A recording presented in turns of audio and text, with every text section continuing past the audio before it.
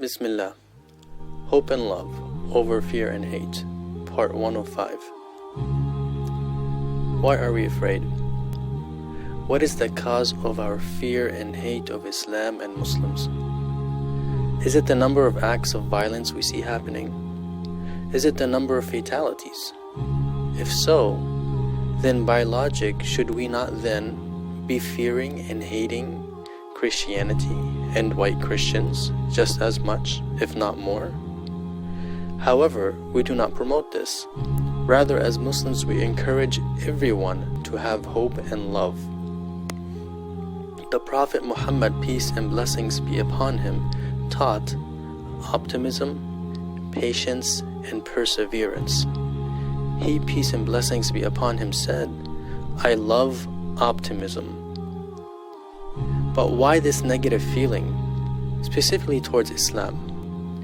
Could it be the $43 million in funding going directly to fuel hate and Islamophobia? Specifically, between 2001 and 2009, 7 groups provided $42.6 million to Islamophobia think tanks. Furthermore, the nation's largest Muslim civil rights and advocacy organization, CARE, in a report entitled Legislating Fear, Islamophobia and Its Impact in the United States, revealed that anti-Islam groups received more than $119 million in funding between 2008 and 2011. What would happen if this much funding was going to fuel hate against other faiths? The US-based Islamophobia Network's inner core is currently comprised of at least 37 groups, whose primary purpose is to promote prejudice against or hatred of Islam and Muslims. An additional 32 groups whose work regularly demonstrates or supports Islamophobic themes make up that network's outer core. Key players in the networks benefited from large salaries as they encouraged the American public to fear Islam. In 2011 and 2012, 78 bills or amendments designed to marginalize Muslims and vilify Islamic religious practices were introduced in the legislatures of 29 states and the US Congress. 62 of these bills contained language that was extracted from David Yerushalmi's American Laws for American Courts model legislation. Why is this important to note? Because David actively spreads anti-Muslim rhetoric through fear and hate, yet we take legislation from him? In at least 11 states, mainstream Republican leaders introduced or supported anti-Muslim legislation. But why do people and politicians like him follow these low tactics? It is simple.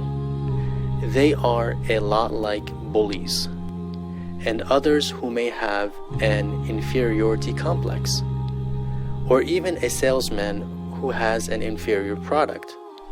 For them to sell to you, they need to focus on exaggerating negatives of others, or even resort to lying instead of focusing on the good they themselves may have, which in many cases does not exist. Most of the time, this psychology is because deep inside they know what they have is not better. For instance, a failure in school does not like that their friends are college graduates, and thus always wants to bring them down to compensate for what they are lacking. These negative people have also failed spiritually. So why are we afraid? Because there are people filled with hate, driving and fueling fear, such that we are also infected with this heart disease called hate. They are essentially causing an epidemic of hate. Are these excuses for Muslims to hate? No.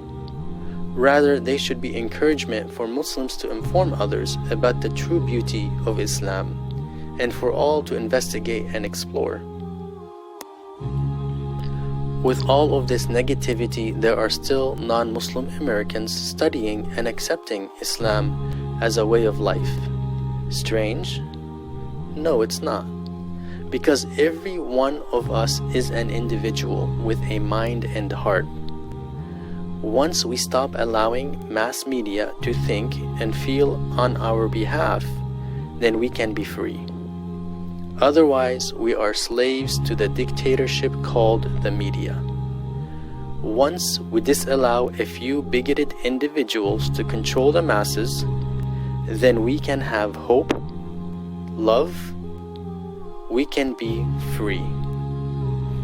Gandhi once said, "The enemy is fear. We think it is hate, but it is fear. So let us replace this fear with hope by taking the following steps.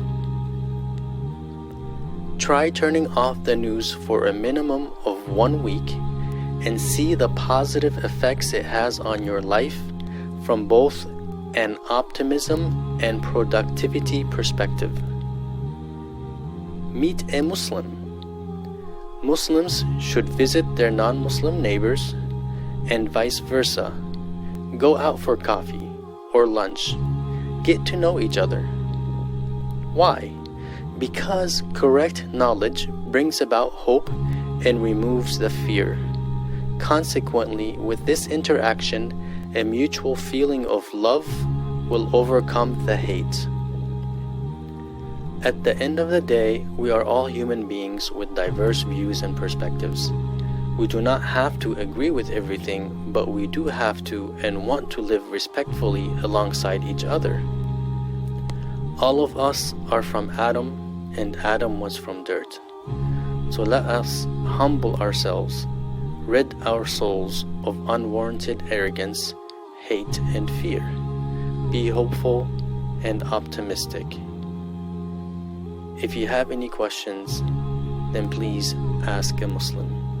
Thank you.